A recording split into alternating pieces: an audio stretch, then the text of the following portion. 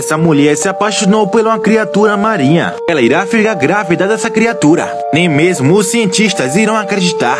Fim de descobrir aquele mistério, a mulher se aproximou com um ovo em sua mão e acabou dando a criatura. Estava preso dentro de um recipiente. Ela mostrou que aquele ovo era para comer e não iria fazer mal a ele. É que nesse momento, aquele bicho se levantou.